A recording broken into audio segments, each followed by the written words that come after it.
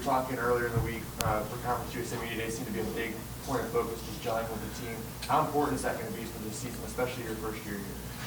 Well, I mean, nothing's changed since Monday. I like our talent. I think that we've got enough talent to get where we want to go. But does Liberty have better talent than us, or Middle Tennessee? And I use those two as the example because they were picked 1 and 2, right? I don't know. I haven't been through the league. I haven't seen their roster enough to know. With the transfer portal, it's going to be hard for people to gauge who has what. It just is. So I've coached long enough to feel confident that we have the talent that can help us win the league or be in the hunt to win the league and go to the NCAA tournament. But do we have the best team? And the best team is usually the one that wins the league and goes to the NCAA tournament. So that's always our challenge. It's going to be our challenge every year. And every coach that sits at this podium, it's still going to be the same challenge. So, yeah, that's a big deal. It's a big deal. Just looking at that preseason poll, it seems like there's a lot of uncertainty as to who's really good in this conference across the board. Do you get that sense, too, that nobody really knows yet?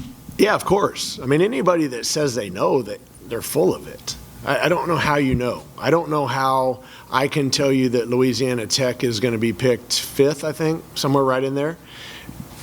I mean, if they have the Bacho kid eligible, he immediately rises to the top of being the player of the year possibly. So to me, how can you pick them 5th when they have the player of the year? You know, nobody knows. Nobody knows how good Rodney Howard is or Brandon Thompson is in Conference USA. It's just you can't gauge those things. Those guys are transfers from different leagues, and their impact within our league will be different in my mind. When it comes down to the guys that you were able to keep in your roster, Dante and Christian, how have they been able to help out this team or help out this transition? They're all good players. I like all of them. I mean, you know, when we took the job over, you tried to keep everyone that you felt would be a good teammate, would fit into our culture, fit into our program, and those 4 guys have done that. They've been fantastic since they've been here.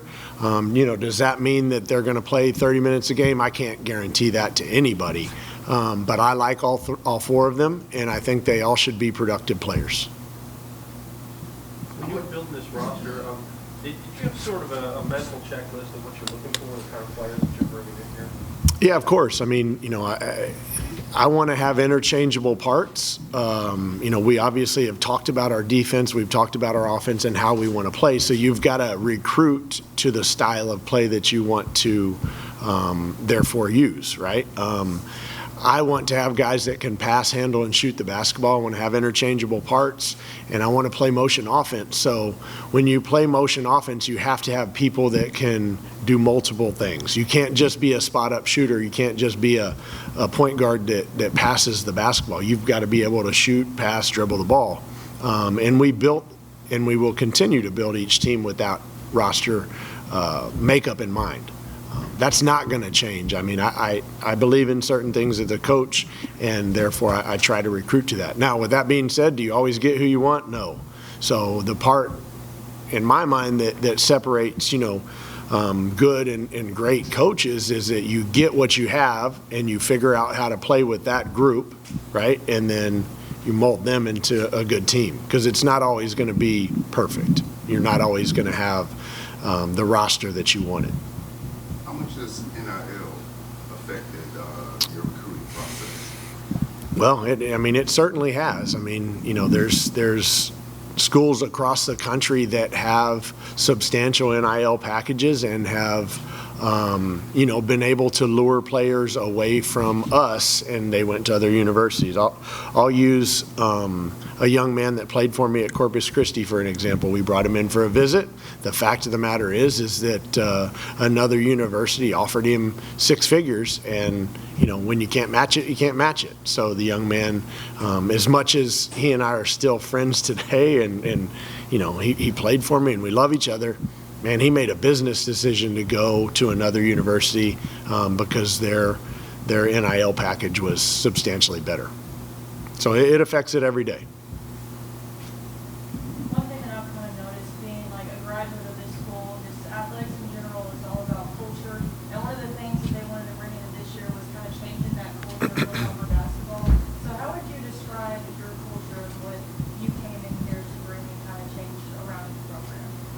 Yeah, I mean, like, when people talk about changing culture, I wasn't here for the previous culture, so I can only speak to what we're about and how we're going to play and how we're going to do things. And, we're fairly simple in what we do and how we do it.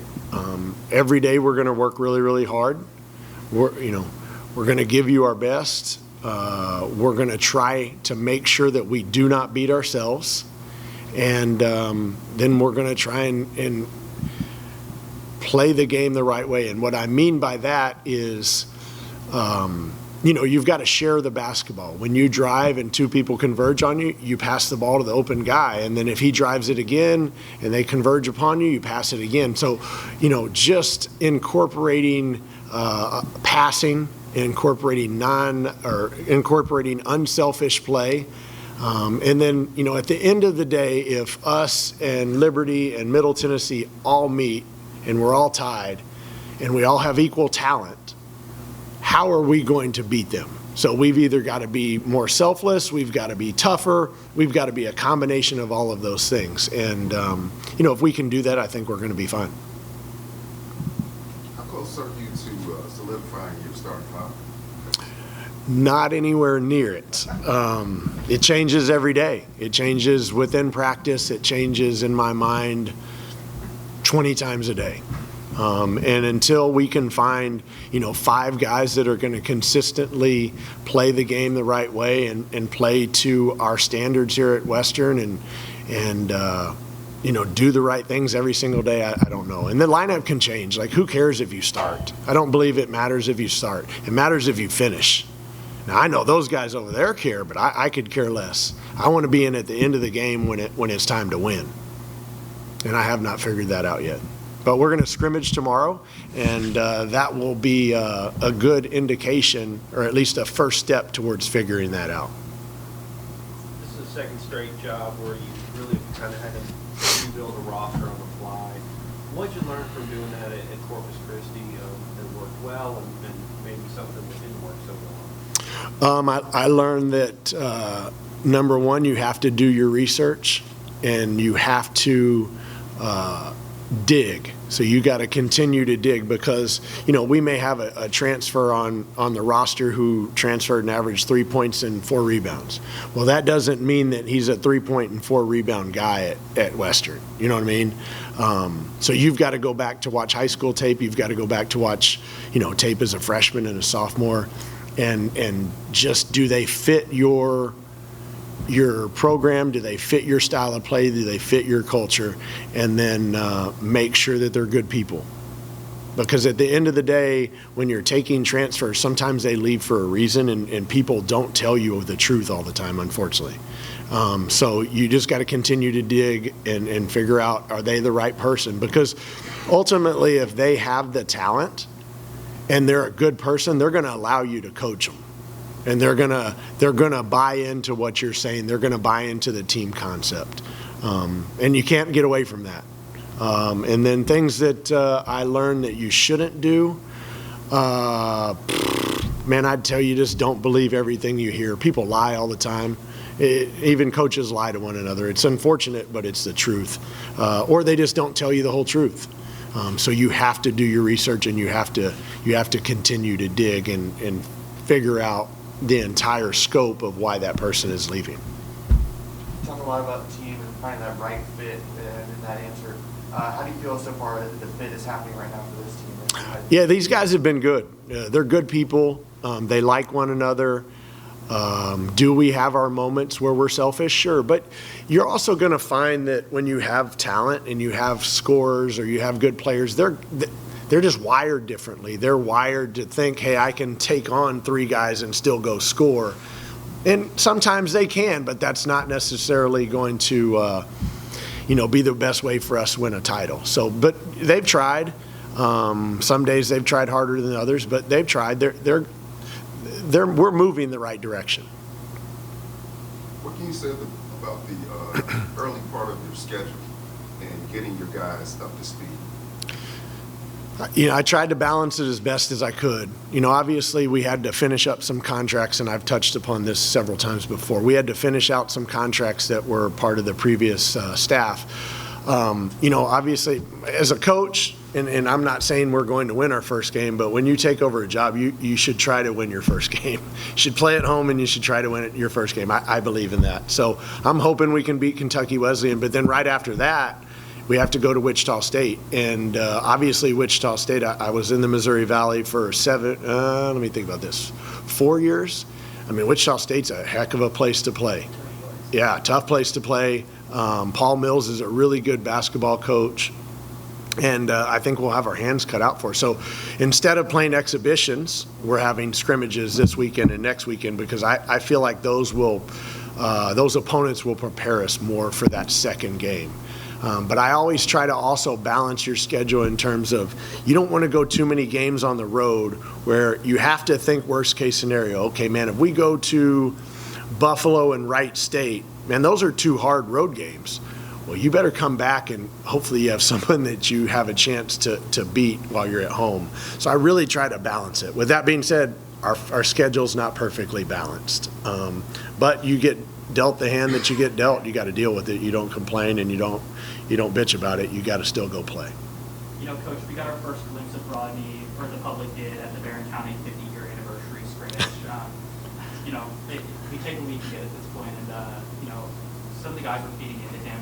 Do you notice that he's becoming a big part of the offense during practice and scrimmages? Well, as I've said before, I mean, the best shot in college basketball is a layup and a dunk, and the second one is a step-in 3. We're going to throw the basketball inside as much as we can, as long as we'll be effective. Rodney was fantastic in the Barron County scrimmage on offense. The flip side of that, though, is I don't think our defense was very good, but that's something obviously that we can work on. I've said it before, I think Rodney could be a good player in this league, and the way that we play and the way that we'll throw the ball inside, Rodney, Falou, Baba, BJ, those guys can be impact players in this league. We've just got to make sure that we get them in the right positions to be successful. Just jumping back to the schedule, I wanted to ask you about the multi in Montreal. Was that something to where you had a lot of options, or was it kind of narrow because of the time frame you were able to choose that? Yeah, we were limited on options because of the non-conference schedule, number one. But that tournament did not turn out the way that we expected. It went from an 8-team tournament to a 6-team tournament in August. And that does not happen very often. But again, that's who we're going to play. I think we're playing 2 of the best 3 teams in the tournament. And I know that fans may, be frustrated that you're not in there playing Purdue and SMU and all that, in the Cayman Islands or wherever the heck y'all beat us when I was at Purdue. I know that may be they may be disgruntled about that, but it was a good tournament. It went down to 6 teams, and we're playing 2 of the best 3 teams in the tournament. So we have nothing to, complain about, I guess. We're gonna the schedule is competitive. While the names may not jump off the page at you, Wright State's going to be picked to win their league. Asheville's going to be picked to win their league. Wichita State will be a good team. I don't feel the need to apologize for our schedule, to be quite honest with you. What do you think is the identity of this team defensively, and how many guys can you describe as being dogs? Oh man, we need to bring him over to practice. The identity of our defensive basketball team is we got a ways to go there.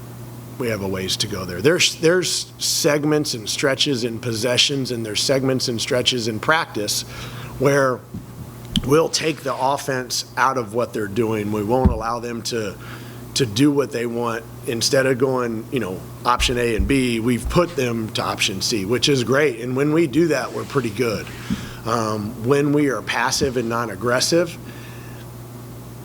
we just become mediocre a little bit. And that's got to be our challenge, and that's got to be, that's obviously a point of emphasis for our staff moving forward. With all that being said, they're tired of going against each other, right? And tomorrow will be a good test for us just to see where we're at. I think that, the scrimmage tomorrow will be great for us in that the team we're playing, they drive the basketball a lot. They are very aggressive in getting the ball to the rim. One of the things that we have struggled with thus far is guarding the basketball. And I'm just saying, me and you, I got to guard you, you got to guard me. We've not kept the ball in front of us, which is problematic. We've got to fix that. Second question, do we have any dogs? Depends on the day, depends on the moment. I think we've got it in us. Have we done it consistently? Probably not. But I certainly think those that continue to develop it, they'll find that I obviously gravitate towards that and they'll get more playing time. So I'd like to think that when you see that happening, that other guys would try and do it as well. Probably the same question, but I was going to ask you, has anyone really emerged as a leader on this team, vocally or on the floor? I wish I had a good answer for you there. Probably the same answer. I think at times we have leadership from, different people in different spots, but it's not been consistent thus far.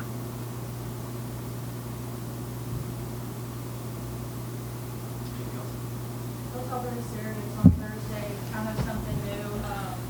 In the past, I haven't been here, but in the past it seems like kind of like the fan interaction has dwindled over the years. So watching fans just come out, obviously, to just see a preview of these teams, see some contests happen, and just kind of see both men and women's basketball teams a little bit before the season starts.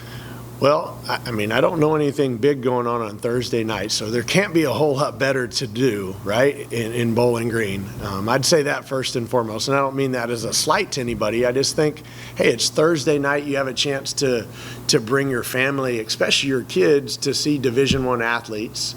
And when they come to see those Division I athletes, they then hopefully began to want to emulate them. Well, there's nothing wrong with wanting to emulate being a Division I athlete, right? And it's not going to cost you anything. So I would go at it from that angle. And then on top of that, these young people, they work their tails off. They deserve your support.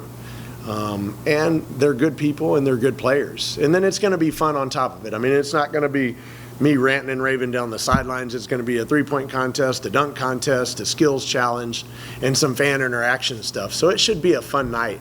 I don't think there's anything going on the 29th in town. So in case I'm wrong, I would like to think that we'd have a lot of people out there. No exhibitions on the schedule this year. What was the thinking there? Same thing, scrimmages, right? We got to play Wichita State game number 2. A lot of times with exhibitions, you don't get I don't want to say a quality opponent, but you don't get a really tough game, right? And so I wanted to make sure that we're prepared when we start with Kentucky Wesleyan on the 6th and when we go the 9th to Wichita State. We don't have time we don't have 3 games where, we can kind of wade into this. We've got to jump off the diving board and be ready to roll. So I felt like the scrimmages would prepare us more for that. Who's the first scrimmage again? I'm not allowed to tell you. Secret scrimmage, remember? In this state, the basketball area gets taken up a lot with a couple of teams, with Louisville and UK. How will you put Western in the discussion for being one of the top teams in the state and across the country? Well, I don't think I will put us in the conversation for that. Those guys will put us in the conversation for that, right? You get in those conversations by being one of the top teams in the country, by playing the right way, by doing the right things, by winning games, and having the fans enjoy the way you play, appreciate the way you play. So, my job obviously is to recruit good people and get them corralled and get them going the right direction on the floor. But ultimately, it comes down to them. They're the ones that have to execute. They're the ones that have to win the games. And that's what I've said over and over. I think people are going to enjoy watching this team play. Do we win 28 games or do we win 18 games or do we win 8 games? I can't answer that one. But I think that people will enjoy watching them play because we're going to have a post presence. We're going to have guys that can shoot the basketball, and then we're going to have guys that can drive. And as we continue to evolve into a team, I think the people across the country will enjoy our style of play. I believe that in my heart. The rest will take care of itself. It's not my job to figure out how to upend UK or Louisville. I got to worry about Western. That's my job. Any other questions? All right.